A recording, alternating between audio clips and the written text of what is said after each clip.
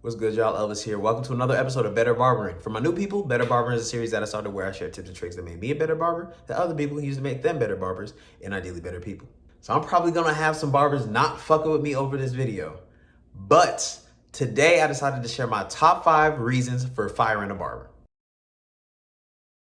So y'all already know everybody values different things. So when it comes to what people are looking for in a barber, it varies a lot from person to person. So these are just my top 5. This is just my top 5 list of, I guess, barber deal breakers from a client's perspective for me. But I do understand that there's a lot of other things that people would consider justification for firing their barber. But like I said, this is just me, and it's a reflection of the things that I care most about as far as the client-barber interaction when I'm a client. So I'm talking about firing your barber, but as a barber, I don't really think people can actually fire me because it's not like I'm an employee to one person. But I'm basically talking about taking your business elsewhere. All right, this isn't in any specific order, but number 1 is the biggest one for me.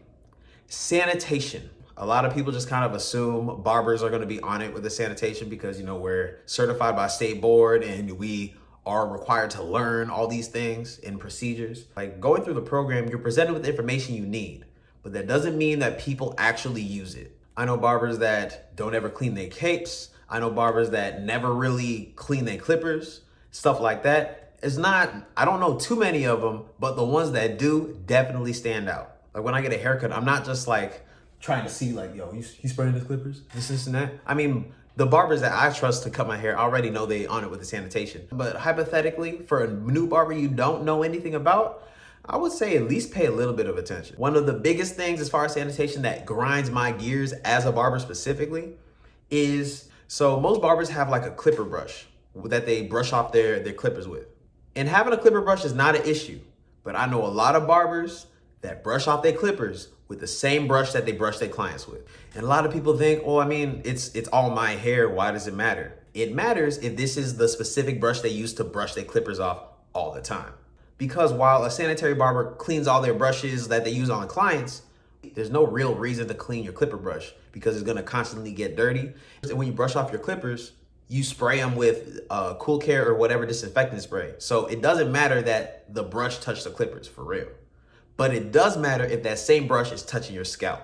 I'm not exaggerating when I say this, but a clipper brush is the dirtiest thing you can find in a barbershop. So I don't care how clean the cut is, I don't care how good the conversation is. If you use a dirty ass brush on my scalp, we got problems. I'm never coming back. That's just me though. Now, if I don't know a barber's doing it and nothing bad happens, I guess what I don't know can't hurt me. But if I peep it, I never forget that shit. All right, number 2, trash consultations. As a barber, with every cut, you should be giving some kind of consultation so you understand what your client wants. A lot of times the consultation is short because clients tend to want the same thing. But if you are not 100% sure what a client wants, you got to sit down and try to get on the same page with them about that. Of course, the biggest determining factor is like the end result of the cut, like how it actually looks. Because sometimes it can be a trash consultation, but your barber just do their thing and it's just, oof. It's not exactly what I had in mind, but this I rock with. But if I'm a client and I ask for a taper and the barber doesn't ask me any more questions about the details of this taper, whether it's high, mid, low, any of that, and just starts cutting, I'm already like, come on, bro. It's more than likely I'm not gonna get what I came in wanting. This is a little bit of a disclaimer though, but right now the barber I go to, shout out Cuts by His Side, he's smooth, like he's smooth with it. I low-key just trust him completely with my look. So most of the time I just go in and say, hey, just do you. And it's always something fresh. Sometimes it's a lower taper, sometimes it's a higher taper. But I know if I get a taper from him, it's smooth. I don't gotta worry about it. I just let him do his thing. But as a barber, for real, that's something that you gotta earn and work towards. That's not something that you can come in expecting. If you're either a new barber or you're a new barber to somebody, it's kind of unrealistic to expect them to come in and just say, hey, do you, it's whatever. Unless you happen to have like some type of reputation, like if people already see your work and they already trust your work, that might just happen. But more often than not, that's not the case. Number 3, being petty or just acting shady. From a barber's perspective, there's a lot of bullshit that you got to deal with clients, with other people coming into the shop, just generally. But it's never a good look to complain to your clients about other clients. Because let's say, even if it's like a really funny story, if you're talking shit about other clients to the client in your chair, Like, it might be entertaining and they enjoying it, whatever, ha ha ha. If someone's always talking shit about other people to you, you already know there's a good chance they're talking shit when you leave. But even if you're a model client, you don't even do anything to disrespect or get on your barber's nerves. There's gonna be at least one time that like there's gonna be some level of inconvenience. But if your client's sitting in your chair and you're complaining about the inconvenience another client made for you, they already know like, oh, I better not inconvenience him or he's gonna talk shit about me. And while that might sound like it's a good strategy for keeping your clients in line, it's not conducive to a healthy relationship or a positive relationship, in my opinion. Just off of my philosophy as a barber, I prefer all my clients to authentically just want to deal with me and my services. I only really want to deal with people that honestly like the service that I provide, if not me as well. It's natural to be thinking about talking shit because I'm constantly flaming niggas up in my head all the time, but I rarely share that because spreading negativity only breeds more negativity. There's a good chance of like all the negative shit you're talking is making your client feel resentful, and sure, they might come to you because they need the service, but that's a very different interaction than somebody who really rocks with the service and just rocks with you and just values the time and energy that you're spending with them. But a lot of people don't look at barbering that deep, so that's just me. Like way back when I was in high school, I went to this one barber who was cutting my hair. He owned the shop that he was cutting at or whatever. And he was cool, and he would cut my hair fine, it was all smooth, but he charged $13 for the haircut. And I'd always give him a $20 bill, and then he'd hand me $5 back. And I don't fuck with that because even though I was going to tip him, the fact that he took the tip without saying shit to me is one thing when you hand your barber the payment and then he's like, oh, you want change? Then you ask for whatever change you want back. I generally recommend tipping your barber, but at the same time, as a barber, I understand that if you pick your own price, don't be tripping about a fucking tip. You chose the price that you chose. If you want to get paid more, change your price. And if you can't charge the price that you want to charge, raise your value so you can charge that price. Just off principle, I didn't like the fact that he took $2 extra, even though he was gonna get it. Like, and a few times I probably would have let him have the 20. Because keep in mind, this is high school. I wasn't making no real money, so $20 meant a lot to me. But the fact that he felt like, oh, no, I'm gonna just take this tip. I have not been to him since. Haircut was fine, vibe was fine in the shop, but that's something that matters to me. Anytime I'm interacting with somebody and they take advantage, even slightly, I peeped that shit. And keep in mind, this wasn't a one-time occurrence. This happened maybe like 3 times. And I was like, at that point, just tell me it's $15. Don't try to finesse me out of a little bread. You just finesse yourself out of a client. All right, number 4 reason I leave or fire a barber. They cannot take criticism. Of course, I'm a special kind of client because I see from the other side. I'm a barber as well. So I know any criticism I give is gonna be the most constructive, concrete criticism. Like, it won't be some bullshit. I know what I'm talking about. But most clients don't have that kind of knowledge and experience to really give that constructive criticism. But even if the criticism a client's giving you isn't the most useful, there's still value to be gotten from that because they're giving it to you for a reason. Like, I've had clients that were like, oh, can you fade this a little bit more? Or can you bald this out some more? And I'm looking at it and it's already bald. Like, I can't get it lower without taking your skin off type shit. Like, it's as bald as it's gonna be. And I realized that a lot of times clients just want to feel included in the process. Like, sometimes I might just pretend to clean it up a little bit. But then I hand them the mirror and they're like, oh, that's perfect. I realize that's just dealing with specific individuals. But a lot of times a client can't eloquently explain what is actually wrong with the haircut. So a lot of times what they're telling me isn't actually what they want, but I just have to be able to read between the lines in a sense and just understand and try to get what their meaning is. Like, sometimes a client might be like, oh, can you blend it higher and do this and like ask for a whole different haircut when all they really want is one small tweak, but they don't know how to ask for that specifically. But they see that aspect in like another hairstyle. That all comes down to your consultation and stuff. But also, taking low quality criticism has a lot to do with how secure you are about yourself. Because I know a lot of barbers that can't take criticism at all, and they're like, oh, you had a problem with how I did it? Get out my chair. Like, no, bro. Working as a barber, all your work is commissioned work. But sure, it's your art, but you're doing your art in somebody's hair on their head that they gotta walk around with.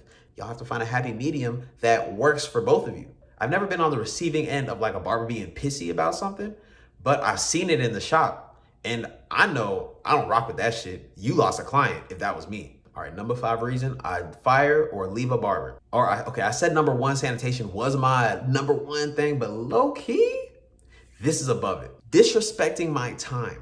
All right, so I understand that in the barbering world, appointments have been around for a while, but I feel like more recently, I wouldn't say a majority of barbers. I mean, from my perspective, it seems like a majority of barbers are doing appointments, but also I know I'm around a very specific set of barbers. But I know 2022 is the worst year for walk-ins. I mean, 2020 was the worst year for walk-ins. But as barbering is going forward, appointments are going to be the new normal. You just got to understand that. It's better for everybody. Nobody's time is wasted. Of course, unless like you get no call, no shows on your appointments, then your time is pretty wasted. But it's one of my biggest pet peeves if I show up at my appointment time and a barber's like, oh, I got like 3 people in front of you. You know, I'm a barber. I understand running late, running a little bit behind. Generally, I feel like everybody should try to be as punctual as possible when it comes to appointments, but I understand there's a lot of spillover and things happen. People are late. Like haircuts might just take longer. There might be more you need to do in the service. So I'm not really anal about it. But if I book for an appointment at 2 p.m.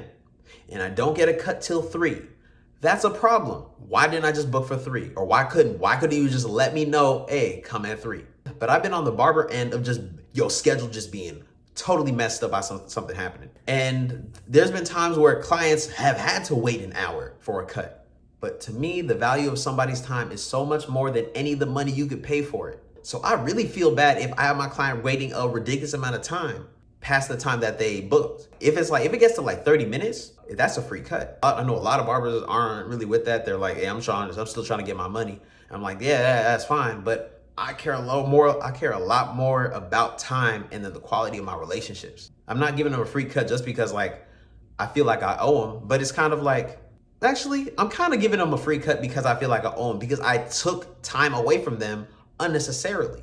Like, especially if I saw my schedule start to push over and become late and I had the opportunity to tell them. But if they're sitting there waiting and they end up waiting through their haircut time, they're definitely gonna get a free cut from me. Like, sure, of course, they're paying for the service, but the time that they're spending is more valuable than the service. That time could have been spent doing anything. That's also why I charge for no call, no shows, like missed appointments. If they don't respect the time I've allotted to do the service enough to let me know if they can't make it, I already know that they don't respect my time. Because at this point, I don't sell haircuts. I sell slots of my time to do haircuts. And that's time that could have been spent doing anything. And of course, I have online booking. So I don't talk to my clients about the times they book. They just log in and then look at what times are available. So it's completely on them. If they pick their own time and then miss their time, that's not on me. And if they don't pay, and if they don't feel like they should pay me for that time that they reserved, I don't care to cut their hair anymore, because I take that as disrespect from them, because that time could have went to making me money, me better in my life, literally whatever. That's a lack of respect for me. The thing is, like, I don't even have cancellation fees.